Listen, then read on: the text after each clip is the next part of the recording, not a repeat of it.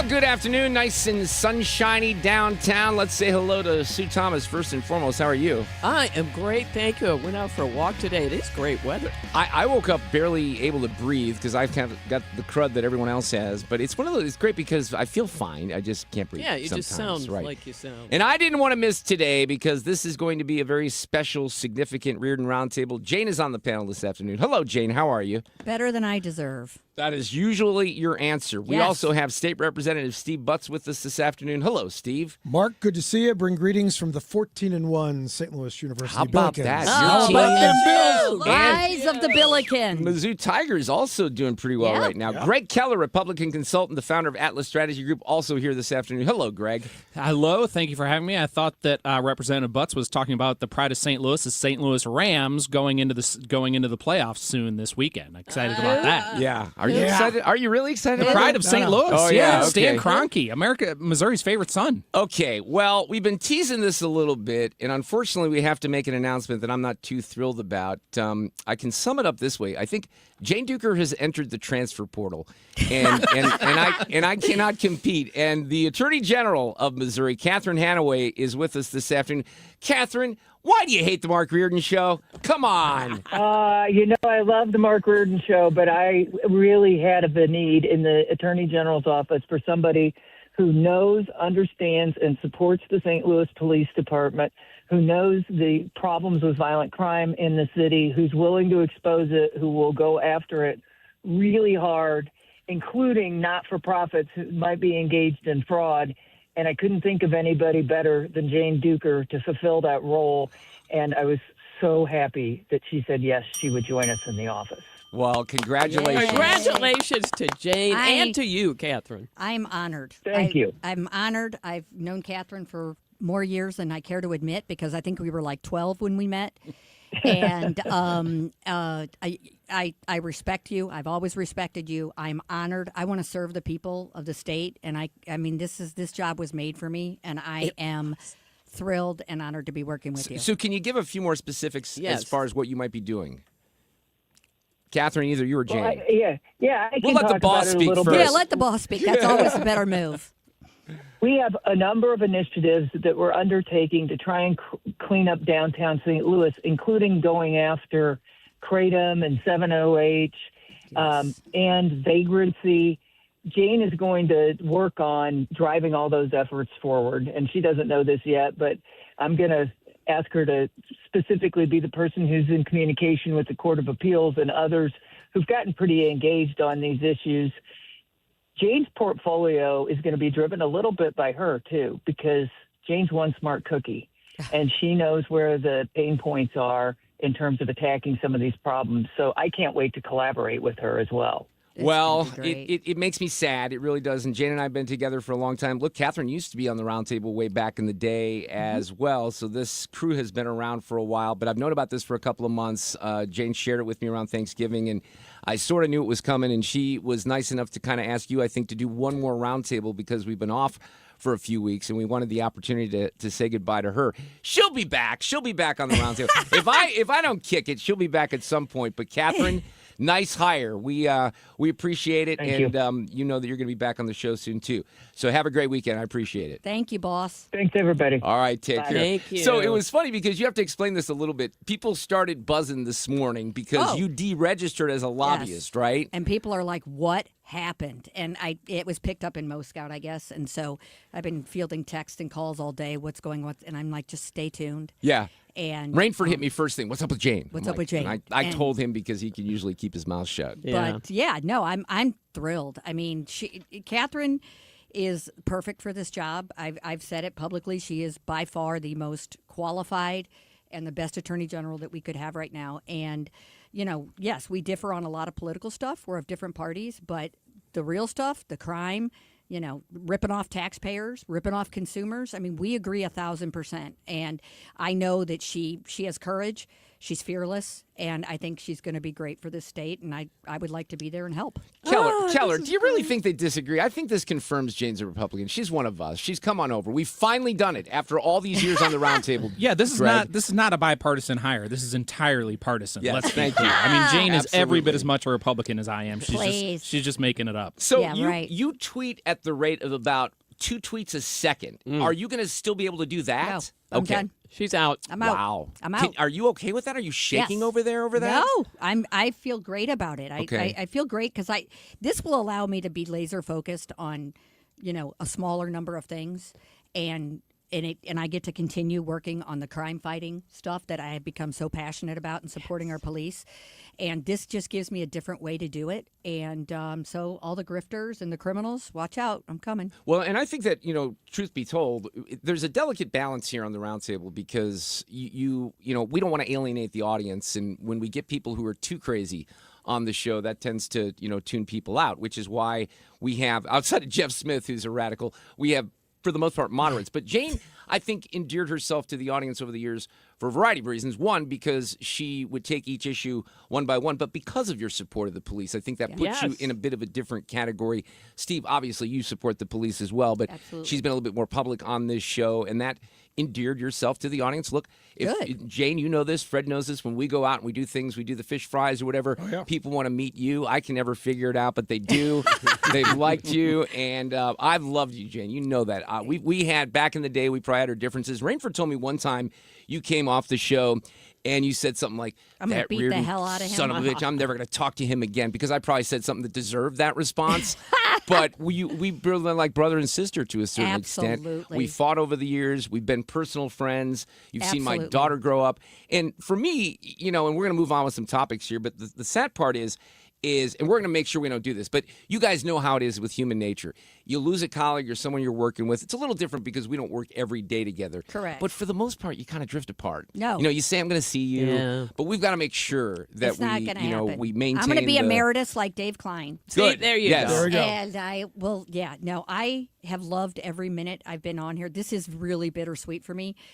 Not tweeting is fine, not doing all that, but not being here every Friday is gonna that is gonna smart Because for me you because I pointed love this it. out, because we have been together for a long time. Almost 14 years. Right. Yeah, that's a you go long back to time. the old building when I did the Yes, roundtable. Right. absolutely. And so and it's just really become part of my life. And so this is going to be hard. And I love seeing the people who come in every week. That means a lot to me. And so this is certainly bittersweet. This is the hardest part about the change. Well, to be honest. You're going to be great. You're going to do a I'm great gonna job, love and it. you'll eventually look. Smith went to prison. He got back on the roundtable. That's you come right. back here at some I point haven't- as well. right. Let's take a break. We have a lot to talk about, and we're coming back with more in a moment. Traffic from the 97.1 FM Talk Traffic Center. Well, this afternoon we're in pretty good shape with one exception. There is an accident northbound 170 near Frost, and it has created a parking lot jam behind it. It's just a little north of 70. Now, westbound 70 out of downtown looks fine. We had some moderate volume past the airport. 64, a little bit slow there at Clayton Skinker. Now, there was an accident reported on westbound 6440 past McKnight, so you may encounter a little bit of a delay there, and then things open up. And if you're headed into Illinois, things look fine on the bridges downtown. 55 is already slowing south of Arsenal down through Bates. I'm Sue Thomas, and that's traffic on 97.1 FM Talk, St. Louis Conservative.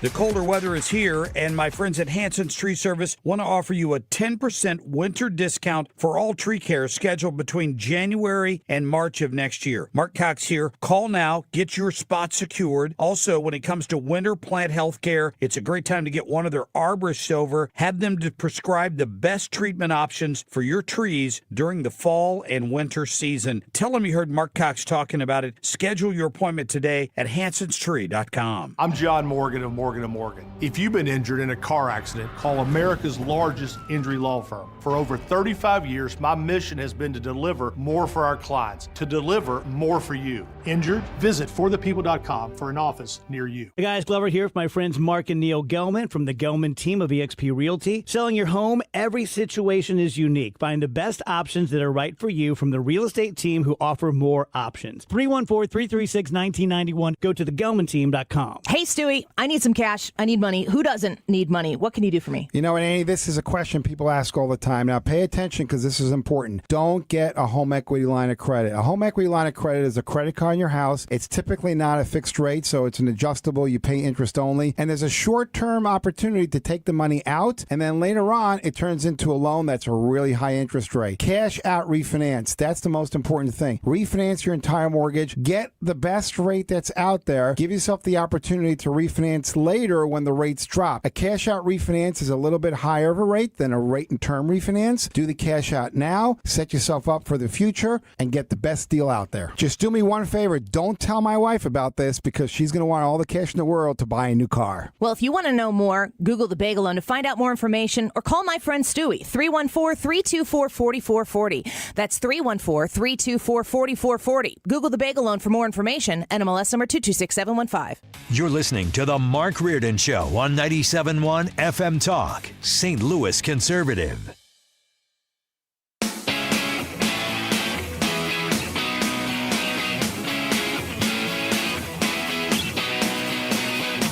All right, well, there was significant breaking news just a few hours ago in connection with the shooting by the ICE officer of the woman blocking traffic in Minneapolis. There's a new angle, and it's actually from the cell phone of the agent who was nearly run over, and here's what it sounded like.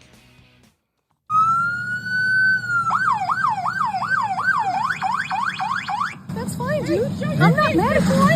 Show your face. I'm not mad at you. It's okay. We don't change our plates every morning, just so you know. It'll be the same plate when you come talk to us later. That's one of the neighbors that is encountering with ICE. And then that officer who's holding the cell phone, the one who does the shooting, kind of circles around the vehicle. Fine. U.S. citizen, former. You want to come at us? You want to come at us? I said go get yourself some lunch, big boy. So that is the wife of Renee Good, who said, you want to come at us? I think you should go get some lunch, big boy. Okay. Out of the car. Get out of the car. Get out of the car. And that is the sound of the officer being hit by the car. So this is kind of, at this point for me, it's game over. I'm not saying she deserved to die, but there's ample amount of evidence out there that this was a justifiable shoot. And this video is really, really damning. I wish they would have gotten out there sooner, Greg Keller. I really do. It's totally damning. Case closed as far as anyone who's seen this video and is approaching it in an honest manner is concerned, I think. Listen, if you break the law, if you ignore lawful orders from a police officer, if you resist arrest, if you try to flee the scene, and then you hit a police officer with your car, you are going to very likely be shot and probably kind of sort of deserve it. So, I mean, this is not a game. And I would remind folks, and we've talked about this on the roundtable before, that really eye-opening Pew poll of a few weeks back that said that 60% of young white females under the age of 40 self-report as having a diagnosable mental disorder. This woman fits all of those. There are millions of young liberal Democrat women who have had their minds poisoned by this woke ideology, and until the Democrat Party can get this cohort, this major cohort, probably the single largest cohort of their political party under control, I'm afraid this bloodshed is going to continue. So we're going to get a different perspective here from, I think, maybe Steve. But let me, before you offer your perspective, let me just say this, because I've been listening to CNN's coverage of this quite a bit this week because I wanted to see what they can do. I've never once, not once, heard them say, what was the mother of a 6-year-old who just dropped the son off at a daycare, perhaps a Somali daycare, we don't know, decides that right after that she should go, well, we know the answer. She's been doing this. She's been interfering with ICE all along. They blow their whistles. She decides to park sideways in the street. She waves people by that aren't immigration officers. And then she stands there. Her wife encourages her. Her wife should be arrested, by the way. And we're going to see if there's a statute. She says, drive, baby, drive. I listened to a segment by Erin Burnett last night on CNN where she declared definitively that there was no acceleration, followed by 2 minutes later a guest who was a new eyewitness who used the word acceleration. So there's no doubt about that either, but this is being spun in a variety of different ways. And I understand that there's a different lens that people are looking this through, but go ahead, Steve. Yeah, you guys are just freaking out of your minds. Let's start with the woman did not deserve to be shot. These ICE guys are not, in my opinion, legitimate law enforcement. Certainly, they're not prepared to de-escalate. This guy's been an agent for 10 years. I don't care. Steve. He got dragged by a car 7 months ago and had 33 stitches. So maybe he's got PTSD and shouldn't be back out standing in front or anywhere close to a car. What about her behavior? With two, you guys give her a complete pass because she's a mom and she's just creating dead. issue with You know ICE. why she gets a complete pass? Because she is absolutely protesting. She's egging them on. I haven't said it's pretty clear. She brought an SUV to a high-powered gunfight, and she lost that battle. And I'm sure they're going to go down and they're going to say, was the officer justified? Was he in fear of his life? I'm sure all that's going to be the same. My point is the SOB should have de-escalated the situation. I'm just an insurance guy and a state rep. If you're the least bit concerned about somebody with a running automobile, do you stand in front of it or anywhere near the front of it? Why not the side? He was at the side. He came. If you watch the video, he circled the entire car because she was impeding their operation and was not listening to offers because they are federal law enforcement. This is where Jane's going to add some common sense to the dialogue I'm just this telling afternoon. you, she didn't deserve to die. The cop, the ICE guy, I'm not going to call him a cop. He could have de-escalated the situation. Okay, if that was the FBI, you'd feel the same way? No. Why? Because they're the FBI. Well, better train. You're delegitimizing the entire law enforcement agency after your I'm president let delegitimizing 12 million people ICE. cross the border. I'm delegitimizing How can you ICE. delegitimize Easily. ICE? They have a role. Too many citizens in the United States, in our cities. We don't want them there. They do have a role. You know what their role was promised by Trump? They're going to find the rapists, the murderers, the drug kingpins. And that's what they're doing. This woman, does she fit any of those things? No. She's a U.S. citizen. No. How is she dead? Because she's interfering with their lawful operation. Hang on, Greg. Let Jane have a say here. Here's the problem I have. I mean, no, any loss of life is horrible. And I'm sorry that this woman, and when she was lawfully protesting, her behavior was protected. But the minute you use an automobile is a weapon, and once you deploy your weapon, you have to be prepared that you're going to get, it's deadly force. That is deadly force. Running your car into a human being is deadly force. Deadly force is completely and utterly improperly authorized. And, if it were a private citizen, it would be authorized. If I try to run you over with my car, you're allowed to shoot me. And that's reality. And what really bothered me was the narrative that she had nothing to do with this and she was a bystander has completely been blown up. They were jonesing for a confrontation. There's no doubt. No doubt. So, and we're seeing protests all over the country. Here we go again. And we're protesting before we know all the facts. It destroyed our community in St. Louis when people protested and destroyed our community before they even knew the facts, before the Obama administration came down and said that it was a lawful shooting. Unfortunately, a young man lost his life, but we're not even waiting now. We're protesting, and now we want to defund ICE. We want to, get rid of them. Look, here's the bottom line. Our country is based on the federal law trumps state law. That's the, when SAPA was enacted, everybody said, federal law trumps. It does.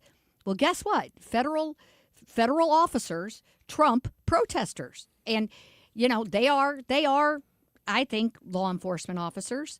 And because they're enforcing immigration laws finally. And I know we're not used to that, but Well, that's the problem. People aren't used to She's it. not an illegal immigrant, and if he would have stepped 3 feet away, we wouldn't be having this conversation. Except, I can say the same thing about her. Why did she back up the car and then forward and accelerate? He asked her 3 because times her wife to was get out of the telling car. her, "Go, baby, Yeah. go." Yeah. I So get you're all acting that. like she's got no culpability She here does have whatsoever. culpability. All She right. does. So I've talked about this multiple times this week, and maybe you've done this before, but I took the FBI Citizens Academy about 10 years ago.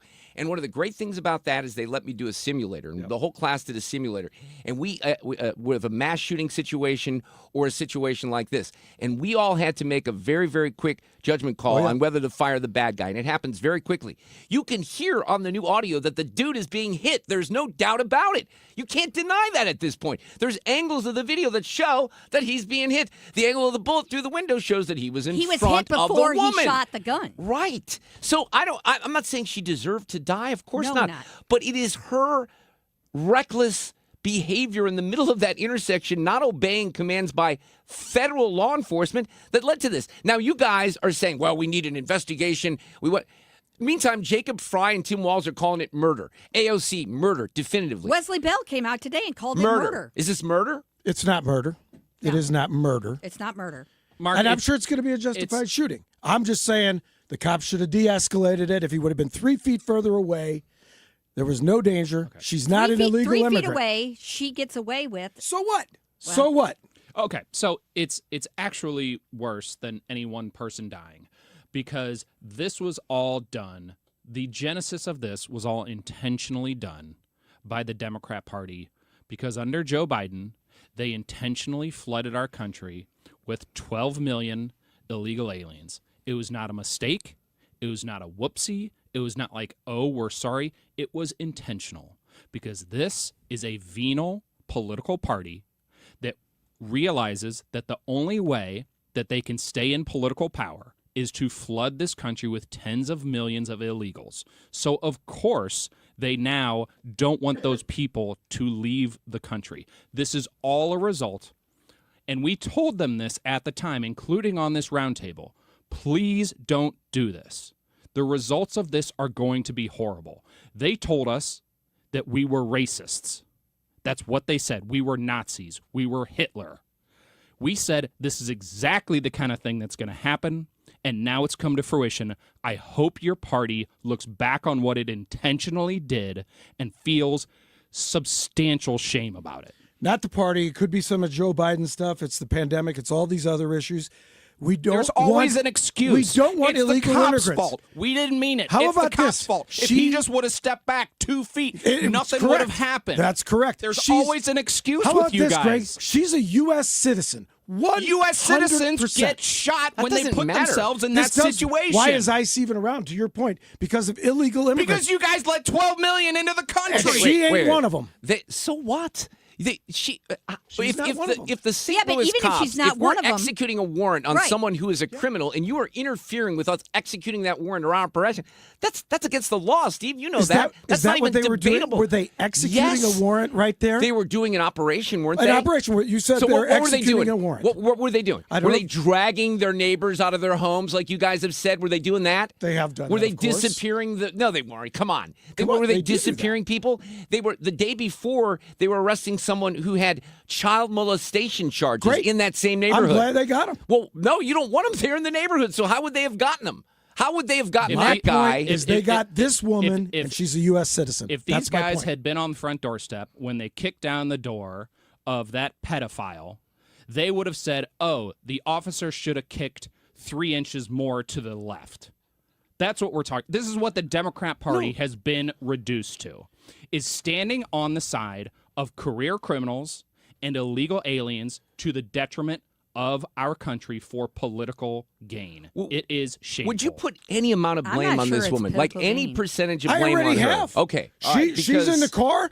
A car is going to be treated as a weapon. My point is the cops should be better trained to de-escalate. She is not an illegal.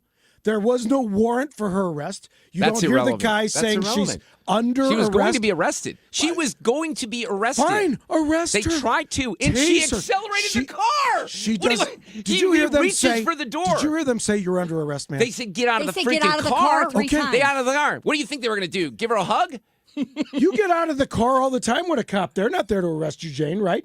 Yeah. You get out of here for She any was other clearly reason. being all right. detained. So Okay, why she's didn't she being- get out? He Why got didn't she in front cooperate? of the car to Because she let her did- know that she is That's not her. to leave. That's her Would culpability. you have done that if a cop or federal law I would have enforcement put it came in up to your park, car? and I You would would have gotten out with my hands Amen. up. Oh, That's what well, I would see have what done. would have solved everything. If It- someone would have done Why that. didn't would've- she de-escalate? It would have solved I it. always If Mike say, Brown would have reached into the Because damn she's car and not fired the weapon, by the way. professionally trained, you're convincing No, I'm stuff. not, because you guys like bad guys all the time. This you woman is always not a put the bad guy. heroes wait, up her there. She's wife was not telling her a to bad guy.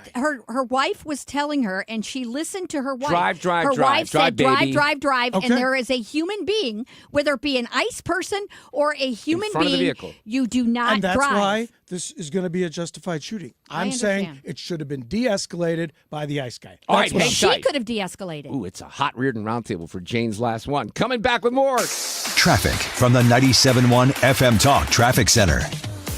On the roads, we've got crews dealing with an accident northbound 170 near Frost. They've got the right lane and the right shoulder blocked. Traffic is slowing behind that. But we look good. Westbound 70 from Salisbury on out. A little slow at Wentzville. 6440.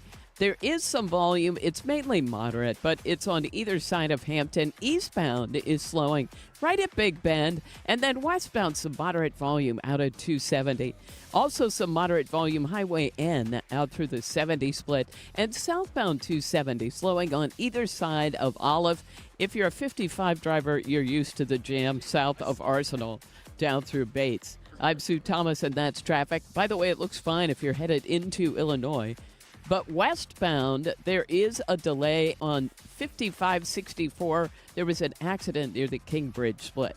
I'm Sue Thomas. That's traffic. 97.1 FM Talk, St. Louis Conservative. All right, more of the Roundtable coming up. If you want to be immensely entertained, I mean, we had these great segments on Tuesday and Wednesday with George Rosenthal from ThrottleNet. He was out at CES in Las Vegas describing mind-blowing technology. And one of the reasons we love George is because he's an expert. But his company, ThrottleNet, can help you as a business owner. They've been doing this for over 25 years.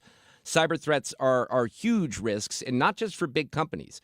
Small and mid-sized St. Louis businesses are being targeted. One thing that you should know, and I think you would know this by following some of the national news, is one data breach or ransomware attack can really shut your business down, cost hundreds of thousands, if not millions, and damage customer trust. No ThrottleNet client has ever paid a ransom because their cybersecurity works. So you can get signed up for a free baseline IT security audit designed to give you a clear starting point. ThrottleNet is awesome. Visit the website throttlenet.com. Put a /971 for your free baseline IT security audit. That's throttlenet.com/971. Finding great candidates to hire can be like, well, trying to find a needle in a haystack. Sure, you can post your job to some job board, but then all you can do is hope the right person comes along, which is why you should try ZipRecruiter for free at ZipRecruiter.com/radio. ZipRecruiter doesn't depend on candidates finding you. It finds them for you. Its powerful technology identifies people with the right experience and actively invites them to apply to your job. You get qualified candidates fast. So while other companies might deliver a lot of hay, ZipRecruiter finds you what you're looking for. The needle in the haystack. See why 4 out of 5 employers who post a job on ZipRecruiter get a quality candidate within the first day. ZipRecruiter, the smartest way to hire. And right now, you can try ZipRecruiter for free. That's right, free at ZipRecruiter.com/radio. That's ZipRecruiter.com/radio. ZipRecruiter.com/radio. ZipRecruiter. It's time for a $98 furnace tune-up. This portion of the show is sponsored by Jerry Kelly, heating, air conditioning, electrical, and plumbing. 97.1 FM Talk, St. Louis Conservative. All right, welcome back. It's a Reardon Roundtable. The temperature in the studio has been a little hot today. I like it that way, though. Greg Keller has been bringing the fire. Republican consultant Steve Butts, state representative, who is also running for the state senate. And Jane Duker is here. And if you missed the announcement at the beginning, at least temporarily, her final roundtable, she's going to work for Catherine Hanaway in the AG's office. So it's a big deal for Jane, and we wish her well. But we still have a few minutes left on the roundtable. Let's do some local stuff just quickly. This will be maybe a little bit of a speed round. Jane, I'll start with you. Why is Jake Zimmerman getting in the race for county executive? Is that a smart thing to do? I mean, I like Jake, and I mean, he worked for me when I was in the governor's office. He's smart, and he's got a lot of great qualities. I like him. He's just too late. I mean, Senator Brian Williams has basically consolidated all, all of the support. I don't see a path for him. I mean, obviously, everyone's allowed to run, but I don't think it's going to change anything. Yeah, well, you should make it clear you are supporting Senator Williams and working with Senator Williams as well. I've had a chance to meet him. He's very impressive. Steve, do you think Jake getting in this race is a smart thing? Honestly, no, I don't. That being said, my hunch is he thought it over. I did like his commercial. Self-deprecating humor, I think, goes a long way. Yeah, he put a video out that was, I don't know, maybe 90 seconds. Just kind of saying, pretty well I'm the nerdy guy in the race, and that's what we need. I just kind of piggybacking on Brian Williams. I mean, when you are the tax assessor, you're already not popular, number one. Number two, I think Brian is popular. It is late to be getting in a race this big. That's my biggest He's point. almost $1 million It's in. late in a Senate race. It's really late in the county executive race. This is confusing to me that he made this decision. Wait, hang on. Here we go. Go. Jake Zimmerman, God love him, fellow CHS alum, go Greyhounds. But he's one of these guys who's always running for office, always looking for the next kind of rung up the ladder. He's run multiple times for higher office and lost. 10th election in 20 years. 10th election in 20 years. To Steve's point, and I think he makes a good one, and I do think that Zimmerman's commercial was actually a pretty good one, playing into the fact that he's awkward, playing into the fact that he's funny looking, playing into the fact that he's overweight, playing into the fact that he's, not a natural politician, on camera. But to Steve's point, every single person in St. Louis County, when their property tax bill came due the last year or two, it was Jake Zimmerman's name on that. And I would expect that to be, to a large degree, what Brian is going to run on is running against the tax man. How hard? I can make that commercial right now with my iPhone. Yeah. I mean, and the outsider thing. I mean, anybody who. I mean, he has been running for public office for the last 20 years. I mean, that's not. He's part of the issue. I mean, in St. Louis County, I think people want change in St. Louis County. And unfortunately, I wouldn't want to be, an incumbent countywide official right now. Bottom line, real quick, assessors statewide in every county. Yeah, they're not popular. I mean, you're not supposed to be popular. Your job is doing to a gig, tell people right? what their property tax rate is. And if you assess it fairly, when times are good, those bills are going up. That's the way it's going to be. Somebody's got to do the job. Thank God for the assessors that do a good job. All right, let's talk about our St. Louis Police Chief and his new gig. Now, Jane, I want you to start by kind of giving the background of this, just so people understand what happened. When Chief Tracy was hired, there was an extra $100,000 that was kind of thrown into the pot, but that money has run out, so they had to kind of, in order to keep him with a salary that's under $200,000, he needed the side gig, right? And he went to UMSL, or UMSL came to him, and he's going to be a consultant and make $100,000 a year. What I said earlier this week is, gosh, I think it's great to have someone with experience teaching people at a university. I have no problem with that at all. It's the second gig when you're the full-time police chief in the city of St. Louis. I mean, I think we saw this in St. Louis County. I mean, the county voters overwhelmingly voted for a charter amendment that says the county executive shouldn't have any other employment. Now, he's violating that, but that's a different story. But I think people expect that these very important jobs are full-time jobs. You're being paid by the taxpayer. And so I think people need to make a decision as to whether they agree with this. And, because I think this is starting to, bleed, where all these public officials now have their side gigs and people start to wonder what's more important, the side gig. I just think it's not a great look. But it's not illegal. But that's something the voters should have an opinion about and should voice their opinion. I'll jump on that real quick. I don't know if I completely agree with that. Here's the bottom line. If the chief of a major urban police department with 900 and something employees and a multi-million-dollar budget is making $180,000 a year, and I know that's a nice salary, but that is nothing commensurate to what that would be in the private sector. Not even close. The fact that then they should pay him more. 50 or 60%, taxpayers should pay him more. 50 or 60% of the cops all work secondary. All my cop friends have to work a second job. Correct. So I think there's been this spin that we've been doing for a long time, that we're just kind of lying to taxpayers also. We are underpaying these guys. We're underpaying them. 100%. And I have been, and they got to work a second been job. the biggest proponent of that. Okay, just to be clear, I think you pay him. You pay him. I could go over there and figure out 3 people to probably get rid of and pay the guy the extra $100,000 here for the next 3 years. In the city, what I heard, okay, so they got to pay the chief of police $275 or $280.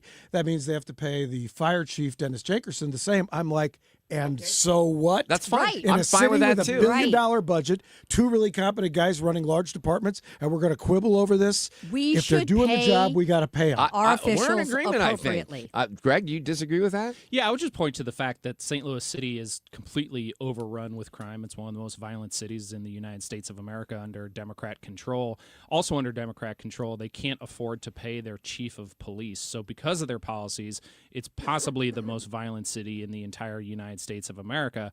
And also under their high tax policies where they have stupid things like an earnings tax that drives out investment, drives out employers, they still can't manage to pay someone. I think it's time to get their fiscal house in order. That starts with bringing businesses back and getting rid of the stupid earnings tax. Well, as 2 of us that are on this round table right now can tell you, those things aren't 100% true in the city. Crime has been going down because our denominator shrinks because of our population. The crime rate stays very high. It's an anomaly. You got to address it. Crime has been coming down regularly. I'm the first to say when it didn't, but it has been coming down. Investment is coming in the city. Think what's going on right now with the Olympic trials things at Enterprise. At By the way, Enterprise. I want Big deal. And It a is a bunch big deal. of other stuff where we're showcasing St. Louis, not just the city, but as a region. Can I make? Mark, hang on. I just want to make one observation about the ice skating thing because I drove by there today on my way in. Yeah. The amount of men walking into that building, 0.0001%. Go ahead, Keller. Well, I was just going to say congrats to the Democrat Party of Missouri for driving down crime in the city by simply getting people to leave their area. I mean that. That keeps the crime rate high. So you're misquoting what I said. Well, no, because you have less people, right? But Numerically, Numerically, the crime rate is but- high because of a small denominator. you're right. And I've spent a lot of time looking at the crime stats, and I nothing has changed since we all testified on behalf of police officers that the crime stats were not what they appear to be. That's never been audited. I still have issues with that. That me personally, I think we need to have an up and down audit of crime stats. I think citizens of St. Louis are being lied to. The fact that we have less cops, that to me is a bigger problem. If a cop can't respond, then there's no crime. But the problem is a lot of people call and don't get a response. That is still happening. It should never happen, much less it shouldn't be happen regularly. But people call the police and the police can't come because there's not enough officers. That, to me, is falsifying the crime stats more than the decrease in population. Well, that's a legitimate point. I mean, there's a lot of crime, and people are giving up on calling because they give up know on they get no calling, or they responses. call and they get no response, so therefore it never Yeah. appears in a stat. Well, True- that's not good. True sometimes, but it is improving. It's better now than it was 2 years ago. That's all I'm saying. Depends on how you Credit count when it. credit's due. Thank you, President Trump. That's State Rep Steve Butts, Greg Keller on the panel, Jane Duker. Greg, I'm going to start with you on this one. I love this Truth Social post from President Trump yesterday. Republicans should be ashamed of the senators that just voted with Democrats in attempting to take away our powers to fight and defend the United States of America. Susan Collins, Lisa Murkowski, Rand Paul, and Josh Hawley and Todd Young should never be elected to office again. This vote greatly hampers American self-defense and national security, impeding the president's authority as commander-in-chief. I think there's such a stark difference in quality between one U.S. senator versus the other in the state of Missouri because I'm not a fan of Josh Hawley. But that was pretty harsh from the president, wasn't it? Well, I'd say a couple things. First of all, I mean, what Josh said, and he was quoted in the Hill newspaper today saying to this effect, what he voted on was as follows. If the United States of America is going to put boots on the ground in Venezuela to fight this situation, then it should be subject to the War Powers Act, which should require a vote on the floor of Congress. Mark, I would bet you that if you polled Missourians on that, take out the word Venezuela, should the President of the United States be required to go through the War Powers Act and a vote of Congress in order to put men and women in U.S. uniform into a theater of new war, I think 70 to 80% of Missourians would say yes to that. But they want to say that about the operation last week. No, right? no, that's not what they're saying. I think they are. Well, Rand Paul. That's what Rand Paul's saying. That's not what Josh is saying. Okay. What Maybe Josh they're is not is- saying the same no, thing, what but I Josh- guarantee that's when Rand Paul's saying he should have got a call and Congress should have been notified of that. What Josh is saying is that boots on the ground. Now, listen, I am a big supporter of both Josh Hawley and President Trump. Let's remember, I love President Trump. Josh and the president actually have a very good relationship.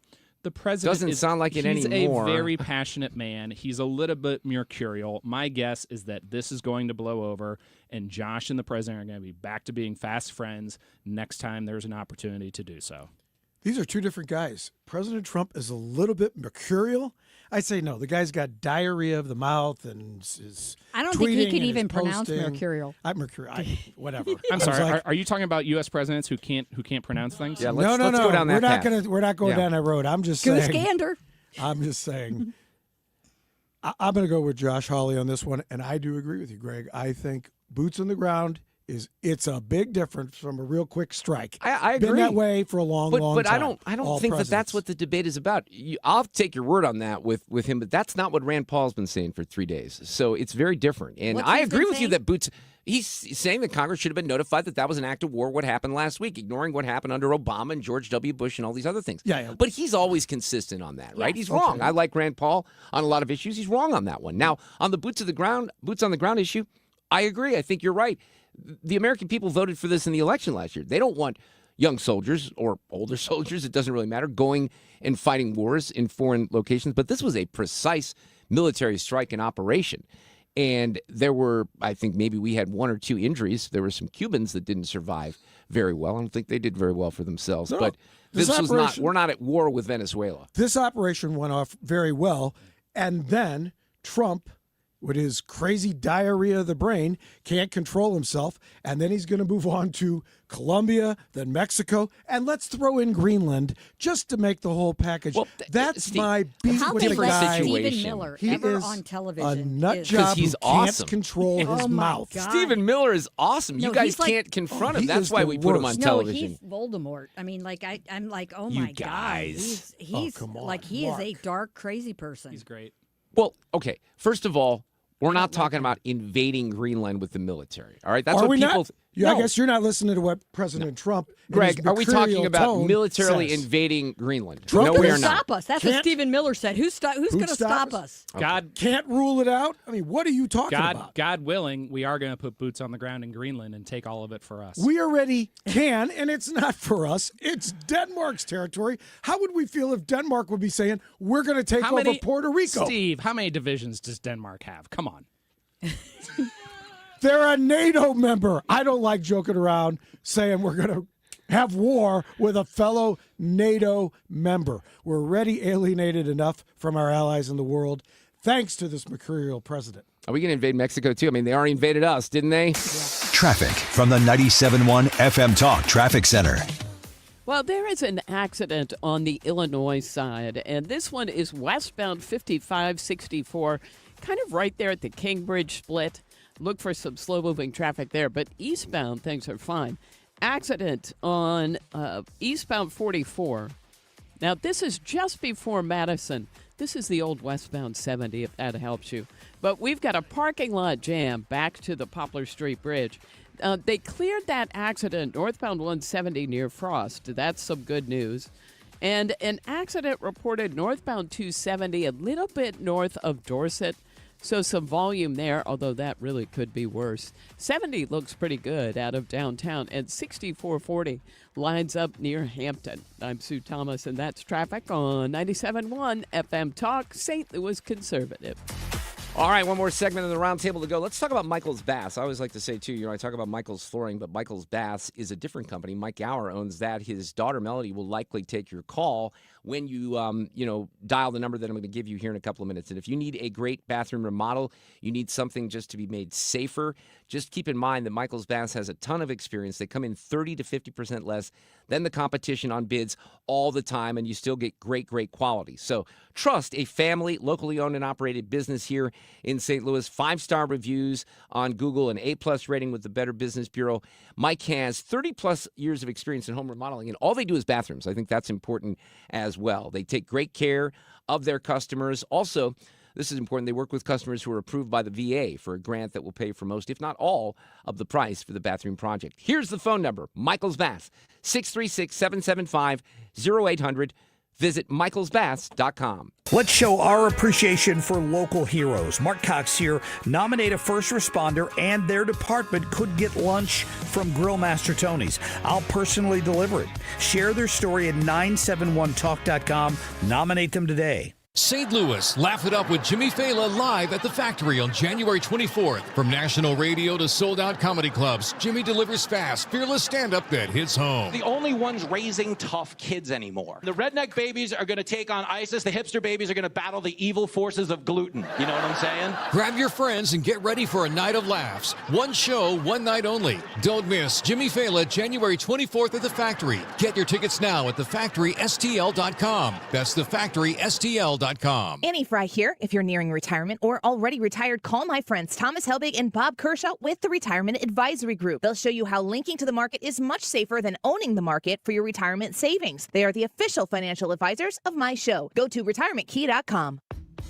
Nothing makes a gathering great like Eggland's Best Eggs. They're just so delicious with better nutrition, too. For us, it's eggs any style, as long as they're the best. Eggland's Best. Better taste, better nutrition, better eggs.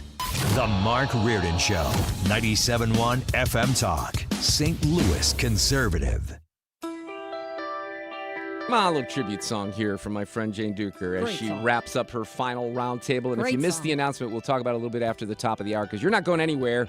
Sue's got some treats for you. The team has some treats for you, so Oh, you hang know I on. love that. That'll be fun. We got Paul Hall in the next hour talking a little entertainment. I've watched a couple of streaming shows here in the last couple of weeks, and I might even be ahead of you on a couple things, Jane, You might which is be.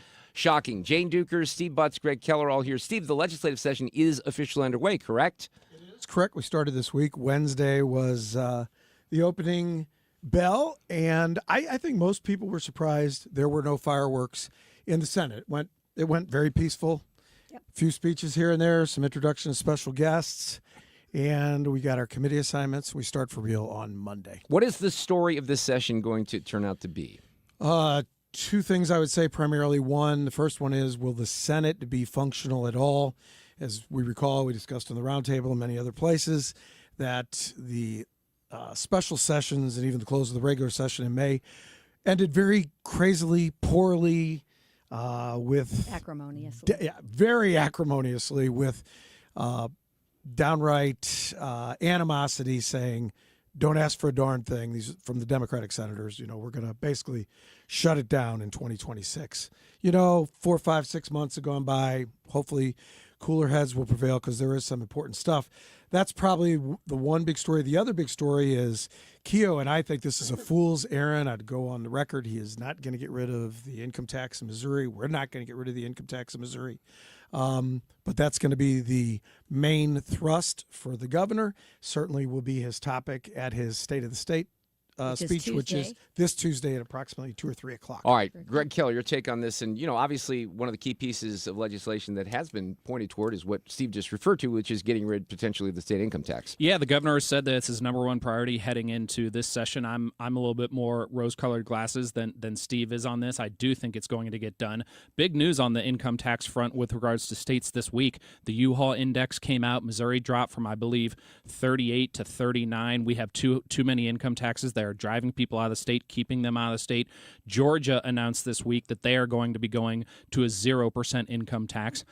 Sergey Brin, the CEO and co-founder of Google, he's worth $250 billion, that's with a B, announced he is going to be moving to no-tax Nevada. When you look at that U-Haul index, 9 of the top 10 states that people are moving into, according to U-Haul in this study, 9 of the top 10 are Republican states. All of them are low-tax states. The only blue state that makes it into the top 10 for inflows of population into the state, Washington State. You know why? They don't have a state income tax. We have an opportunity to get closer to even with the Tennessees, the North Carolinas, the Texases, and the Floridas, and actually push this state forward rather than just the malaise that we currently Jane, have. any thoughts on that? Well, here's the thing. We're already a low-tax state. So, now we're going to mess up the makeup.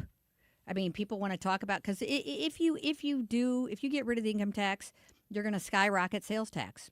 If you want sales tax in the city of St. Louis to be 20%, the services need to be provided. Okay, you still have to provide your money for education, for the prisons, that's predominantly what takes general revenue.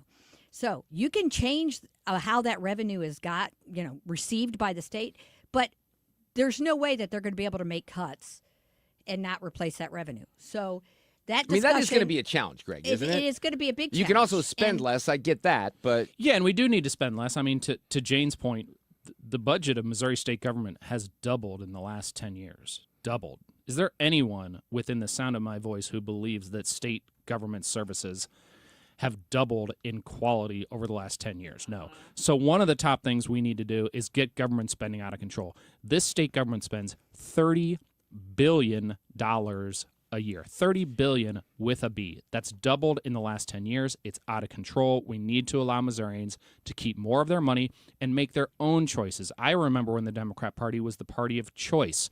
This would allow people to make choices about what they pay taxes on. Unfortunately, some of the Democrats in the room no longer support choice. Greg, you're just so wrong on this.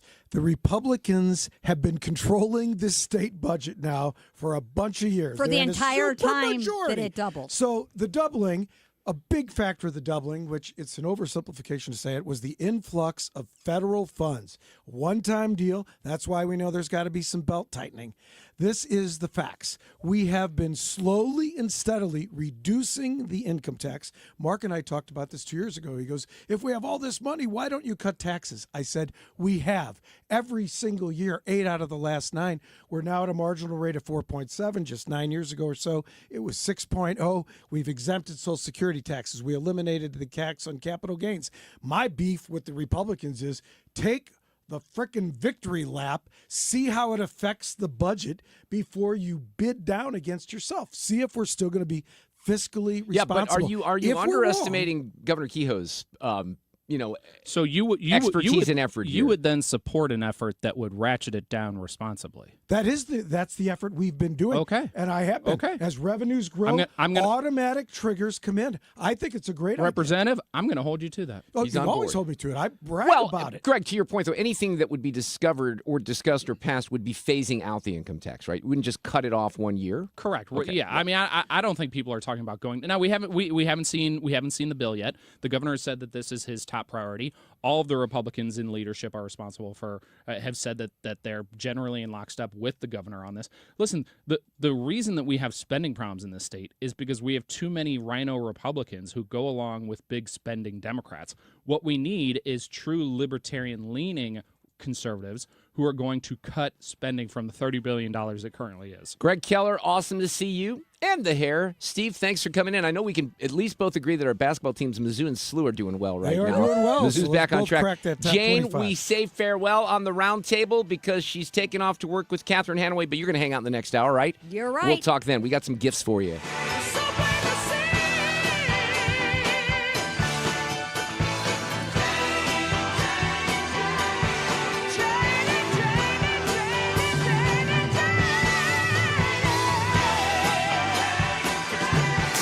Traffic from the 97.1 FM Talk Traffic Center. A couple of slow spots out there. One is because of an earlier accident on eastbound 44, headed for really the Stan Musial Veterans Memorial Bridge right around Madison.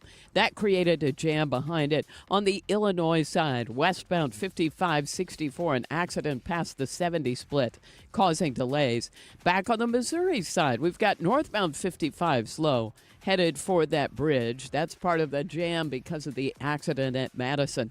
Southbound 55, slowing at Bates. And we've got volume westbound at 6440 approaching Hampton out through McCausland. Eastbound slowing as well at Big Bend. Southbound 170 then jams at 40. And an earlier accident northbound 270 near Dorset causing delays. Out west, it's road work and Friday afternoon causing a delay for westbound 64 drivers, and it's mainly Highway N out through the 70 split. 70 isn't as bad. I'm Sue Thomas, and that's traffic on 97.1 FM Talk, St. Louis Conservative. Setting goals for your retirement is one thing, but knowing how to achieve those goals is another. For tips on building a better nest egg, listen to the All Financial Hour with Steve All. Let's sit down and talk about your questions, because I think that's the most important thing that it is out there. It's what questions do you have? Saturday mornings at 6 or Saturday afternoon at 4, right here on 97.1 FM Talk. Retirement can be scary, but only if you're not prepared. That's why AARP created thisispretirement.org. Because unless you've already retired, you're in pretirement and you still have time to plan. Learn about retirement savings options, potential tax breaks, and how you can build savings over time. Visit thisispretirement.org for free resources to help you customize your action plan and feel the retirement fear disappear. Brought to you by AARP and the Ad Council. When's the last time you gave your home's exterior a little love? Hi, it's Kim, and if your siding is cracking, it's fading, or just doesn't stand up to our St. Louis weather, it's time to call Lakeside Renovation and Design because they're experts in James Hardy siding, which is this durable, low-maintenance option, and it looks beautiful. Plus, you have customizable colors and textures, and so you can give your home a completely new look while protecting it for decades.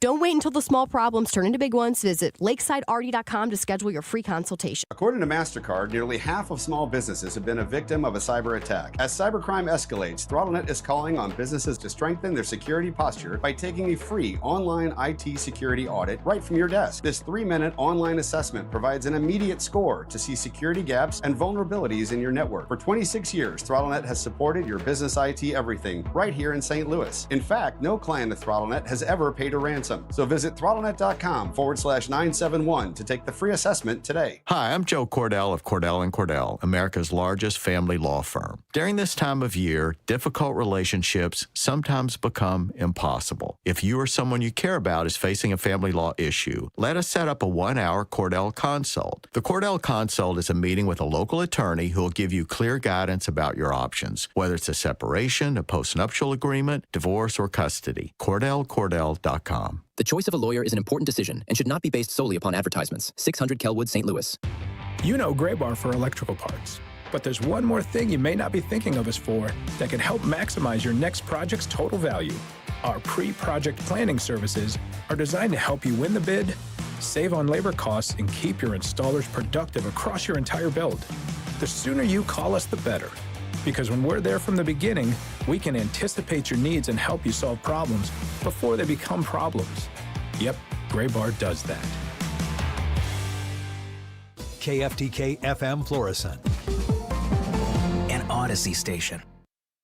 The next step in Venezuela. I'm Lisa Brady, Fox News. President Trump urging oil companies to head back to Venezuela and sink billions into rebuilding the country's oil industry, telling them during a White House meeting they'll be dealing with the U.S. and will have total safety. But he also says the U.S. wants Venezuela to survive. Well, Venezuela needs money, and we're going to make sure that they get money, and we're going to get money, and the oil companies are going to make something for the work they do, and they're going to get back their money.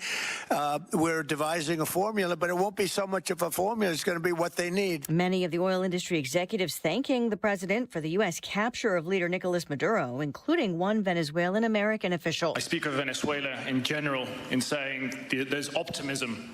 You've brought optimism to the table. And if the conditions are met, the opportunity is absolutely immense.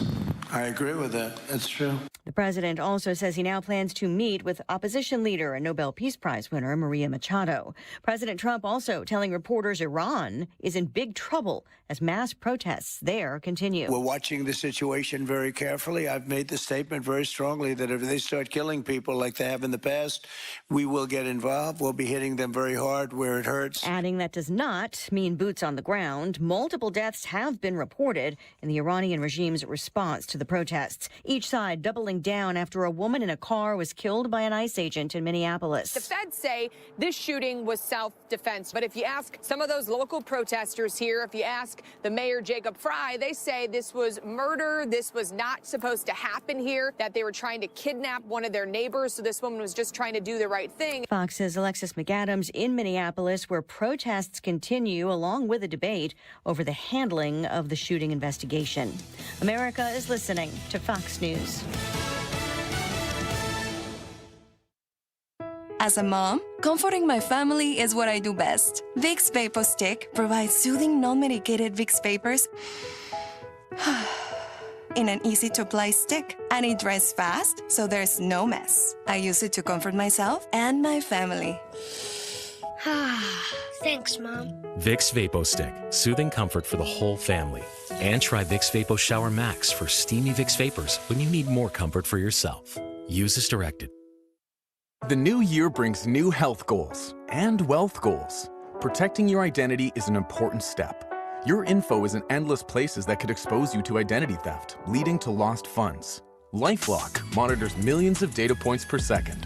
If your identity is stolen, our restoration specialists will fix it, guaranteed, or your money back. Resolve to make identity health and wealth part of your New Year's goals with LifeLock. Save up to 40% your first year with promo code NEWS. Visit lifelock.com. Terms apply. Air Comfort Service, heating, cooling, and insulation, weather. Our temperature's ready to get back to kind of a typical winter feel with a changeable sky this afternoon, a windy 56. Tonight, clouds, a shower after midnight, 38. Saturday, partly sunny, couple of sprinkles, couple of snow flurries with a breezy 44, 25. Saturday night and Sunday, sunny and cold, 36. This is 97.1 FM Talk. Chief Meteorologist Dave Murray.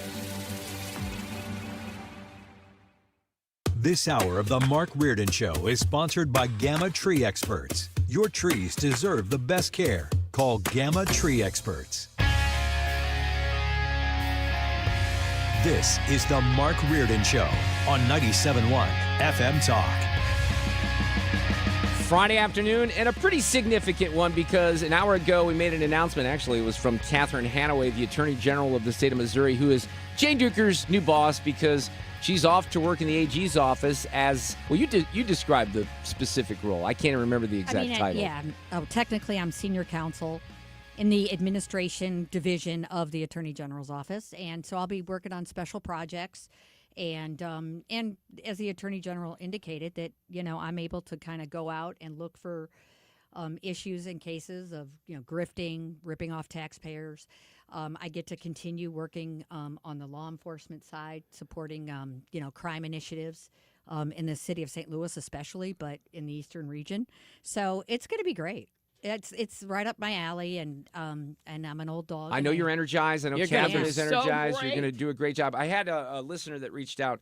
I don't even know how this guy got my phone number, but he doesn't tweet. And every once in a while, EJ, who's cool, and he's a big fan, and he says that he goes back to the first day I started on KMOX, which, by the way, was 20 years ago. And he said he never misses a roundtable. And I think what he texted me this afternoon kind of sums up a lot of what people think about you. He said, when Jane started with you many years ago, she was not my favorite person, but now she's absolutely the top of the good people you have on your show. I wish her the best of luck for supporting our police. You go, Jane. And I think that represents a lot of the sentiments from the listeners. That's really nice. But we have some parting gifts for you this afternoon as well. Now, we have a card. You want to hand the card over there? Start with the card. I remembered to get the card, Sue. How about Yes, that? I almost forgot. I had to text him. I had to go to the Schnucks downtown where the lobby smells like urine, so that was lovely. Well, you took one for the team. Yes, I mean, did. Can you work on that? For me. Yeah, you're going to be working right across the street. That's where your office is going to be, right? Man, guys. So we got her that, and then I love this. We got you your favorite sugar. Oh my God, yes. It's Peeps.